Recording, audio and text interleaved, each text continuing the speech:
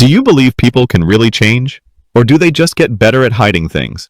She laughed and said, "Don't embarrass me in white," like I was a toddler grabbing at a wedding cake, not a grown woman who'd spent the last 8 years making sure some people came home alive. That was the first thing she said to me after all that time.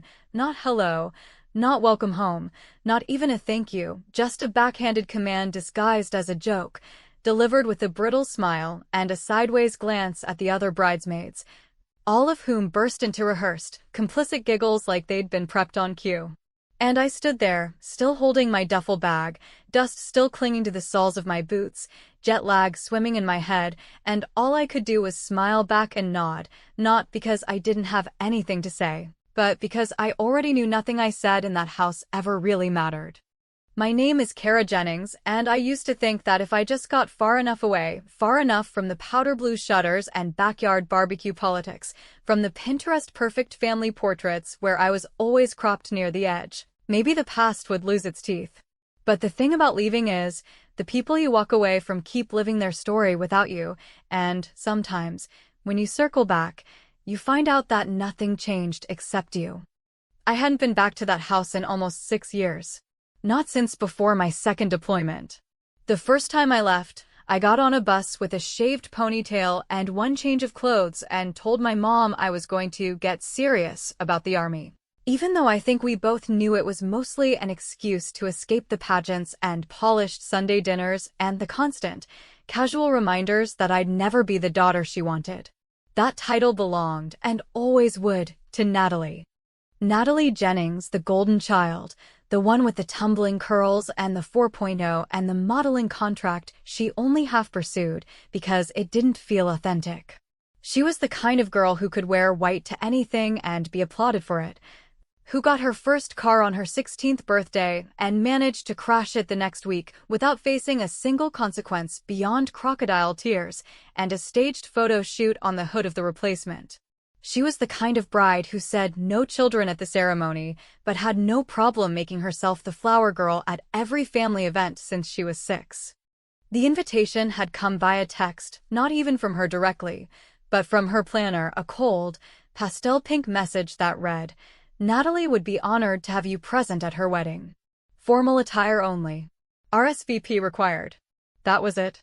No warmth, no personal touch, and certainly no mention of my return home after nearly a decade in uniform. But still, something inside me tightened when I read it, not hope exactly, but a dare. A chance to show up, not as the forgotten sister or the disappointment in fatigues, but as someone who had survived more than this family could ever imagine. So I said yes. The moment I walked into the house, our house, or rather, the house where I used to sleep in a windowless guest room that doubled as a wrapping paper closet, I knew I had made a mistake. My mother stood at the island in a starched blouse and gold earrings, swirling a glass of wine like she was auditioning for a lifestyle segment. Natalie turned from the mirror above the fireplace, still in curlers and a satin robe, her perfectly arched brow rising as if I had interrupted the filming of her latest ad. "I told you," my mother said before I could even set my bag down, "no uniforms. We don't want to make people uncomfortable." And just like that, my presence was reduced to a potential stain on their fantasy tableau, a wrinkle in the glossy image they'd been polishing since the day I enlisted. My father, God bless him, gave me a tired nod from the corner, where he stood adjusting the ribbons on some floral arrangement like it mattered. He didn't speak up. He never did. "You can wear the blush dress," Natalie added, like she was doing me a favor. "It's in your room. Just try not to outshine anyone, okay? I mean, it's my day." My room, of course, was no longer a room but a storage space with an air mattress jammed between boxes of seasonal decorations and unused fitness equipment. The blush dress hung on the back of the door like a threat, a size too small, strapless, and dripping in sequins that looked like a disco ball had thrown up on it. The tag still on. It was never meant to fit me. It was meant to remind me where I stood, somewhere between afterthought and inconvenience. I sat on the edge of the bed that night, if you could call a plastic squeaky rectangle a bed, and stared at my phone for a long time.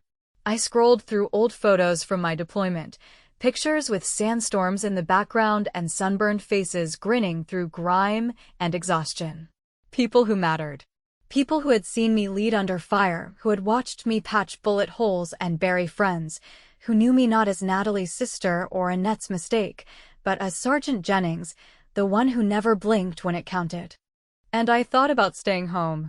I thought about sending a message that simply said, "I'm not your prop."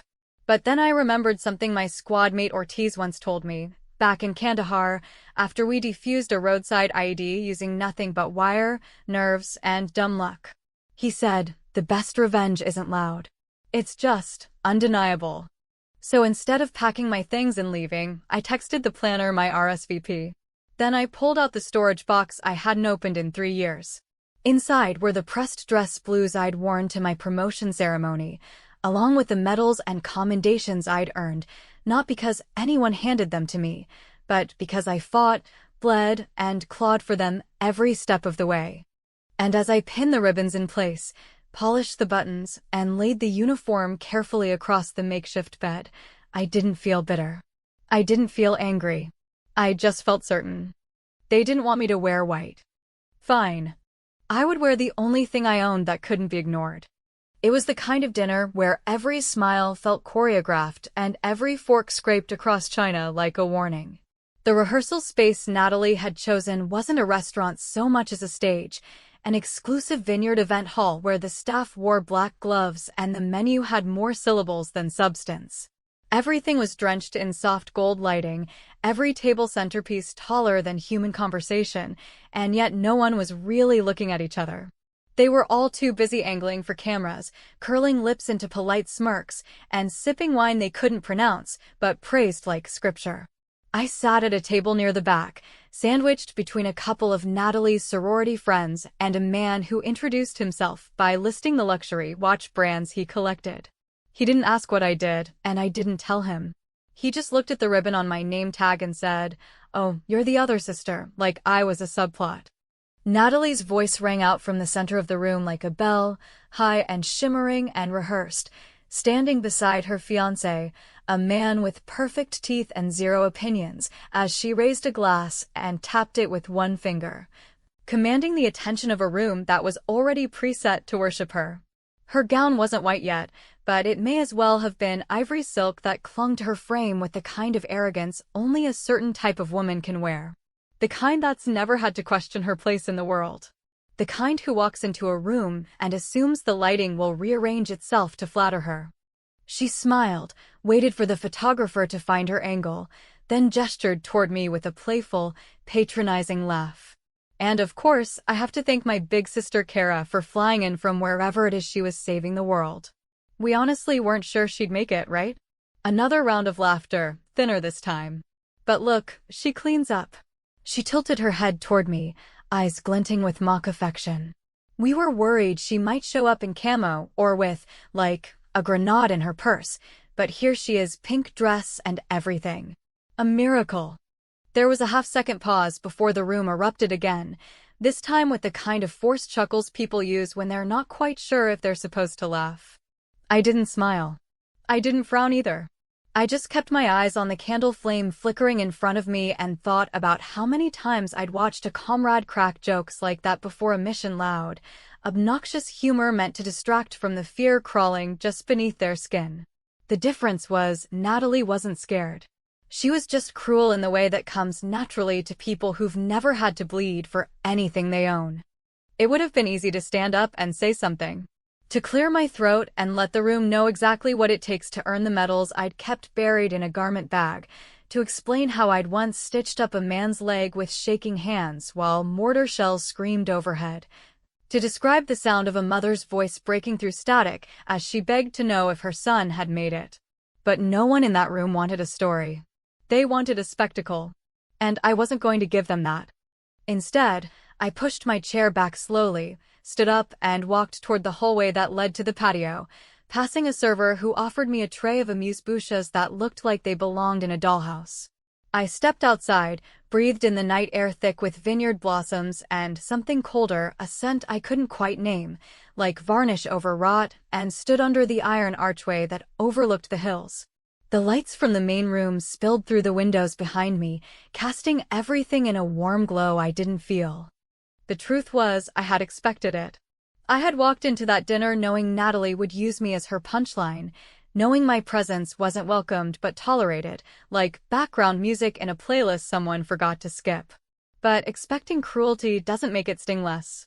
And as I stood there, letting the noise of the party blur into a low hum behind me, I felt something settle deep in my gut, not bitterness, not even anger.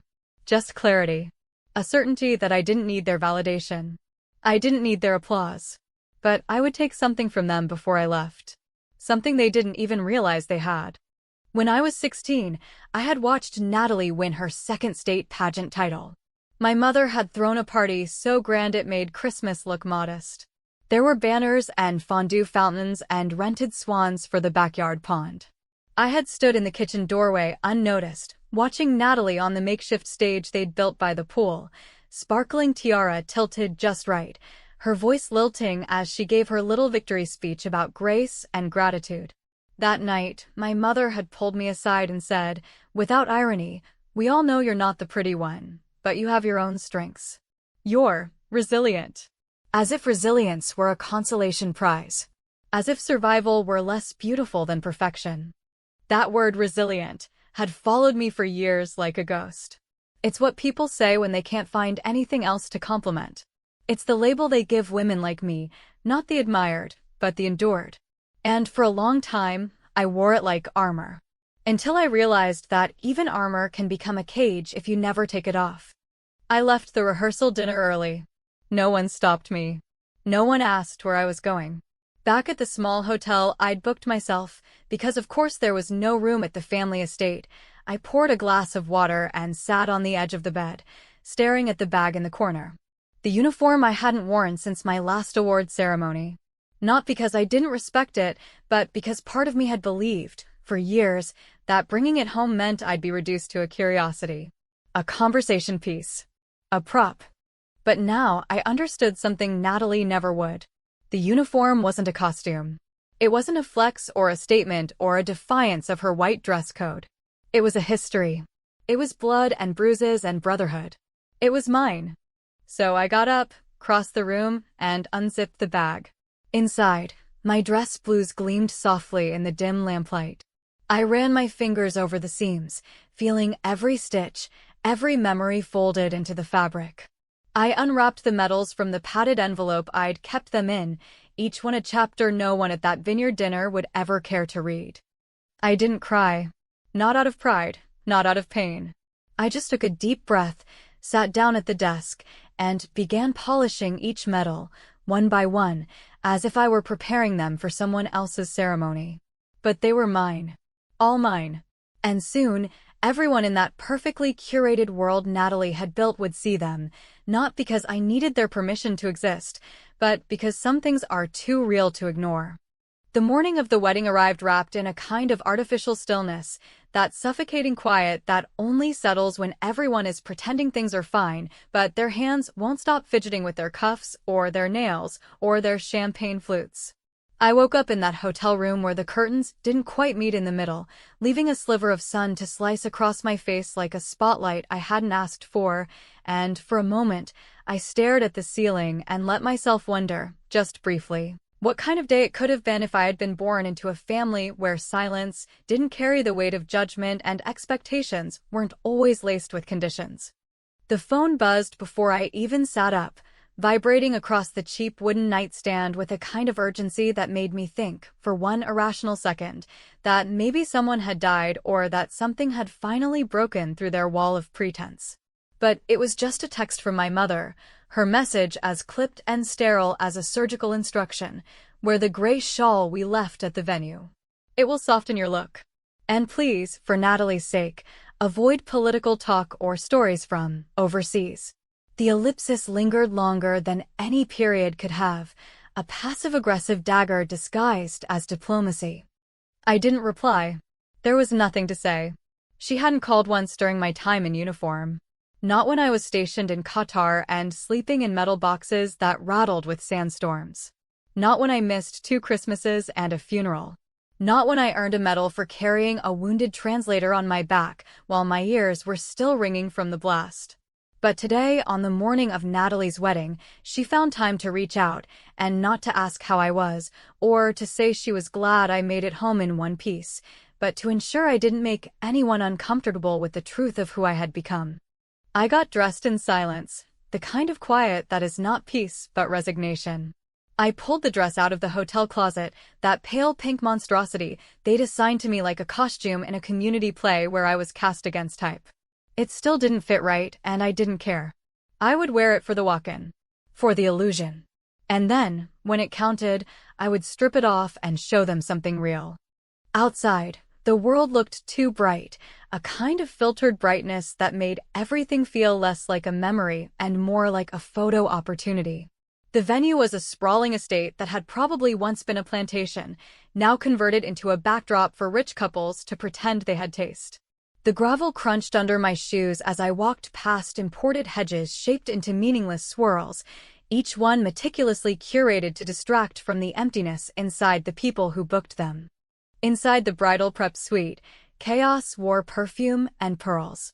Bridesmaids fluttered around like panicked birds, their voices high-pitched and rehearsed, their complaints shallow and incessant. Someone had a problem with the boutonnieres not matching the napkin rings. Someone else was crying because the makeup artist had left early. But when I walked in, the room went still for just a second. A flicker of awareness passed through them, like they'd forgotten I existed until I showed up again, like the ghost of some family secret they didn't want to unpack in front of the caterers. Natalie turned around slowly, her white robe draped off one shoulder like she was posing for a bridal magazine that specialized in thinly veiled threats.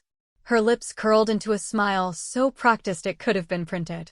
"Kara," she said, stretching the name like taffy, "I'm so glad you could join us. I know mornings aren't really your thing, especially when you're jet-lagged or, traumatized."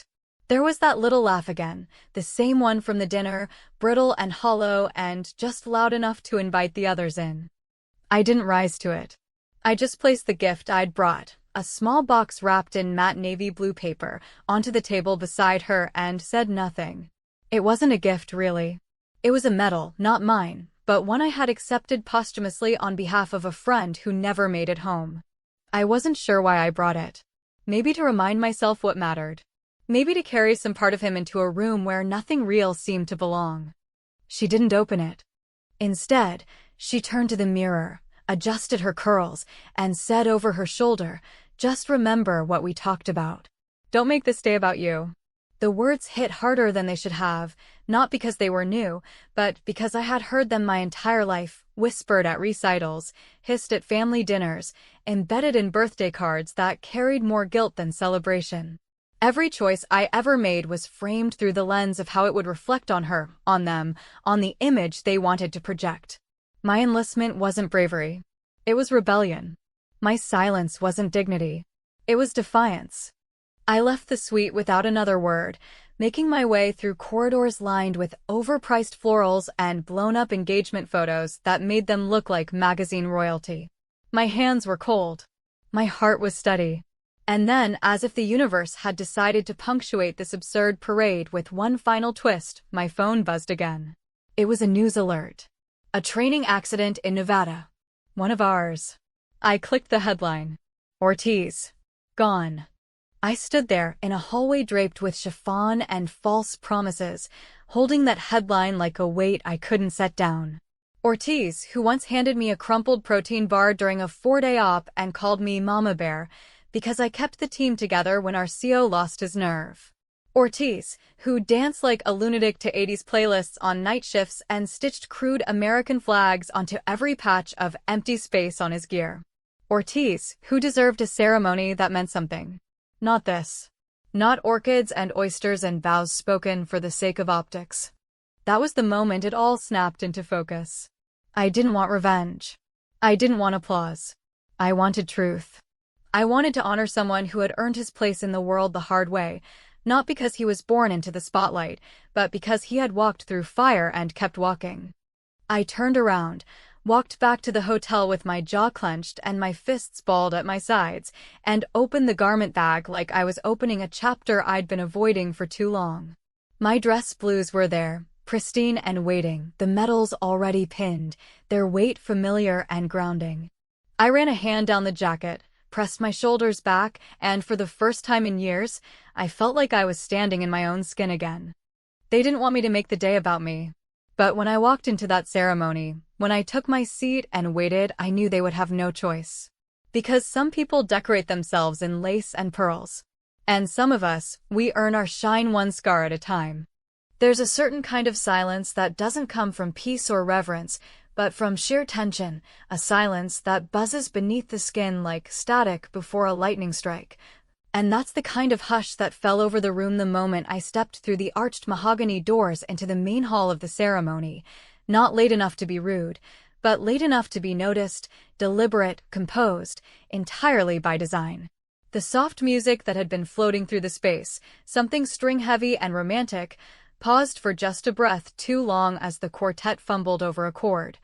Like they weren't expecting someone to enter from the back wearing not a pastel gown or a floral shawl, but a fully pressed military service uniform, each ribbon and medal precisely pinned, the shoes so polished the chandeliers seemed to shimmer twice, once from the ceiling and again from the floor beneath my feet. They had seated me near the rear, of course, row 9, end chair, just close enough to check off the attendance box, but far enough not to interrupt the aesthetic of Natalie's carefully curated vision. A vision that I had no doubt involved every guest behaving like an extra in a lifestyle shoot rather than human beings with thoughts, memories, or scars. But as I walked past each row, I felt their eyes shift. Some widened subtly. Some glanced away quickly, as if unsure whether they were supposed to admire or be offended by what they were seeing. A few older men nodded faintly, perhaps out of reflex, perhaps in recognition. Most women stared with a kind of glassy curiosity, like they couldn't decide if I was a bodyguard, a protest, or a mistake. And then she appeared exactly on cue, exactly like a movie scene where the leading actress knows the light will catch her at just the right angle and the audience has no choice but to gasp. Natalie descended the sweeping staircase at the far end of the hall, her gown exploding behind her like a couture cloud of white silk and embroidered crystals, the train so long it required a designated child to carry it like a royal relic. Her veil floated behind her in layers that shimmered with the kind of luminosity that only money and intention can buy. She looked, if I'm being honest, breathtaking. But not in the way that takes your breath because you're moved, more like in the way it's knocked out of you because you forgot how good she is at owning a room. For a moment, her eyes scanned the crowd in that subtle, performative way she always had, searching for confirmation that all eyes were on her, and then, when they landed on me, just sitting there quietly in the 9th row, spine straight, uniform unyielding, chin lifted, not looking up at her in awe, but simply meeting her gaze, there it was. The flicker. Just a flicker, brief as a blink, but I saw it. The falter in her smile, the sudden catch in her rhythm, like a dancer realizing she'd misstepped half a beat behind the music. She recovered fast, of course, she always did, but it was enough. Enough for me to know that, despite everything, she hadn't expected this. The ceremony itself unfolded like a play. They'd all memorized scripted vows, choreographed glances, practiced pauses to cry just long enough for the photographer to capture the glisten in their lashes. And through it all, I sat in silence, not out of detachment, but because I was cataloging every second of this performance, every carefully placed floral arrangement, every hollow word about forever, every forced expression of unity from a family that hadn't spoken the language of love in years. My mother barely glanced in my direction the entire time, and when she did, her mouth twisted ever so slightly, not in disapproval, but in fear that the camera might catch her not smiling at the right moment. At the reception, the stagecraft continued. Wine that cost more than my flight home, a live band that played only approved songs from a playlist so curated it may as well have been sterile, speeches that praised Natalie's resilience for planning such a perfect day despite all the distractions. That word again, resilience, as if enduring comfort and managing a guest list were acts of heroism. No one toasted me, of course. I didn't expect them to. But what I hadn't anticipated was the moment my father rose from his seat, glass in hand, and cleared his throat with the same nervous energy I remembered from every PTA meeting he ever attended, when he spoke up only because silence would have made him complicit. "I'd like to say something," he said, voice unsteady, but eyes pointed directly at me. And the room shifted. Just slightly. Just enough. "Today is about love and new beginnings, yes, but I'd be remiss if I didn't acknowledge another kind of service, one not gilded in white lace and vows, but in duty, grit, and quiet sacrifice." The room held its breath. Natalie's eyes narrowed, lips frozen in a smile so tight it looked like it might crack. "My daughter Kara," he said, his voice firmer now, "has spent nearly a decade serving this country with more grace and courage than most people will ever understand. She doesn't ask for recognition. She doesn't need applause. But I needed to say it. Because she's here, and she matters." No one clapped. Not at first. There was too much uncertainty, too much confusion about what was appropriate, and in a room that lived and died by performance, no one wanted to be the first to break rank. But a few people nodded. A few more raised their glasses. The band didn't resume immediately. There was a beat, a long, aching beat, where all the glittering distractions fell silent, and for once, the room had to sit in reality. I didn't stand. I didn't bow my head or wave or smile. I just met my father's gaze and gave him a nod, nothing more, because it was the only gesture that didn't feel false. Later, as the cake was wheeled out like some sacred idol, three-tiered and absurdly adorned, I stood near the edge of the room, watching my sister bask in the glow of her creation, her universe orbiting around her like always. She never approached me, never thanked me, never acknowledged what my presence had shifted, even if only by a hair. But I didn't need her to, because I wasn't there to be welcomed. I was there to be seen. And as the DJ finally turned up the volume, and the lights dimmed to that soft amber hue they'd probably spent hours calibrating, I walked out without fanfare, leaving behind the noise and the glitter and the glass smiles. Tomorrow, they would go back to pretending I was a ghost. But tonight, I had already haunted them. The weight of the uniform had always been deceptive, not in the sense of physical heaviness, though the metals did press down against the fabric with an undeniable presence, but in the way it changed the very air around you. Like stepping into something sacred and sharp-edged, something that made people shift in their seats even when they didn't quite know why, and it was that precise weight that accompanied me as I crossed the reception hall, not with the intention of creating a scene, nor of demanding anything at all, but simply to answer the soft clink of a glass, the universal signal that someone had something to say and everyone else had better listen. It was my father's voice that had called for the moment, but it was my presence that held it. I could feel the silence stretch, not awkwardly but reverently, like the hush that falls over a church when a long-lost hymn begins, unfamiliar, yet demanding respect. He stood beside the microphone with one hand wrapped around a champagne flute and the other nervously tapping against his leg, his eyes not looking at Natalie, not looking at the groom, not even at my mother, but at me. And in that stare I saw something I had never been certain I would find in him, not pity, not guilt, not even pride in the way people say they're proud without understanding what for, but something quieter, heavier, a recognition that maybe, just maybe, he had failed to see me for far too long, and now, with everything else stripped away, he was choosing to see me fully for the very first time. He cleared his throat once more, gently, the kind of sound people make when they're buying time or courage, and then he began, slowly at first, as though the words were unfamiliar on his tongue, but had been living inside him for years, waiting for the right shape. "I know today is about celebration," he said, "and about promises and beginnings and all the joy that comes from watching two people build something new together." A few polite nods rippled across the crowd, unsure where this was headed.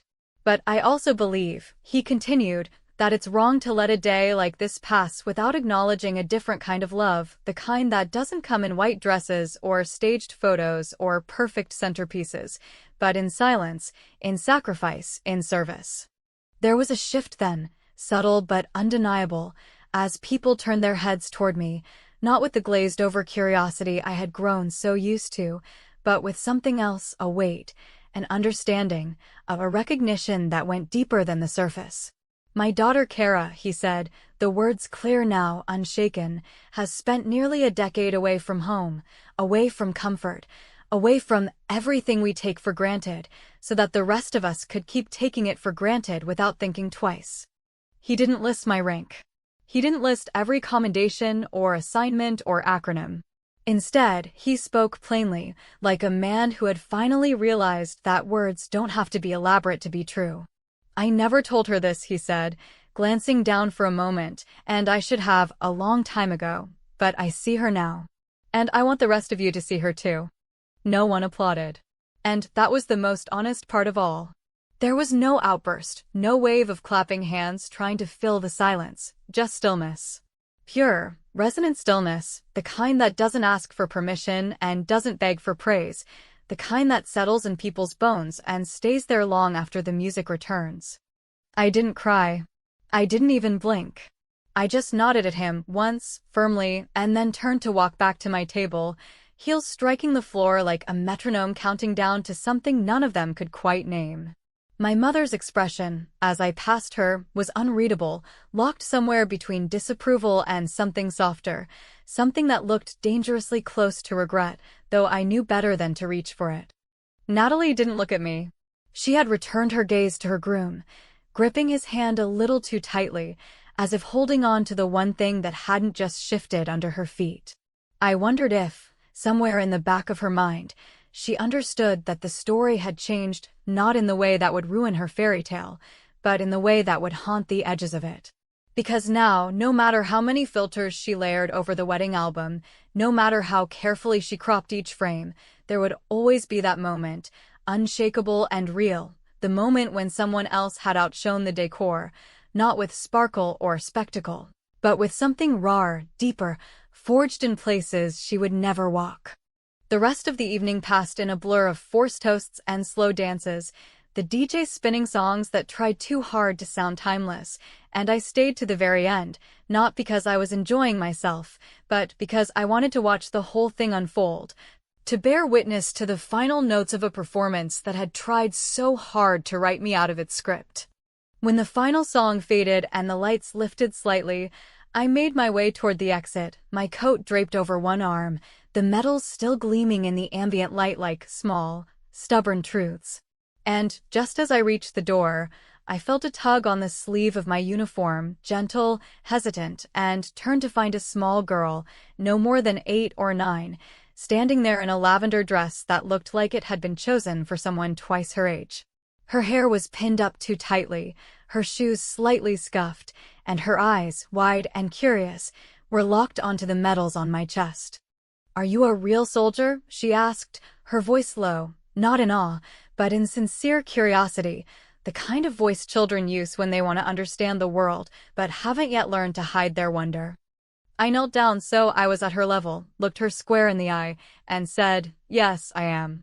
She hesitated for a moment, glanced behind her, where a group of bridesmaids were gathered near the bar laughing too loudly, then looked back at me and whispered, "I want to be like you. Not like them." Something in my chest cracked, not painfully, but with a kind of aching gratitude that only comes when the truth finally lands in the place it was always meant to go. I smiled at her, placed a hand gently on her shoulder, and said, "You can be anything you want. Just don't let anyone tell you to be smaller than you are." She nodded solemnly, then darted away, disappearing into the folds of tulle and artificial light, and I stepped outside into the night that smelled faintly of roses and exhaustion. The sky was clear. The air was sharp with autumn. And as I walked toward the parking lot, the sound of laughter and clinking glasses fading behind me, I realized something I hadn't allowed myself to believe until that moment. I didn't need their applause. I didn't need their forgiveness. What I had done, what I had endured, what I had become, none of it had been for them. But they would remember. Not because I made a scene. Not because I raised my voice. But because when the room was at its loudest, I had walked in wearing the only thing they couldn't ignore, the truth.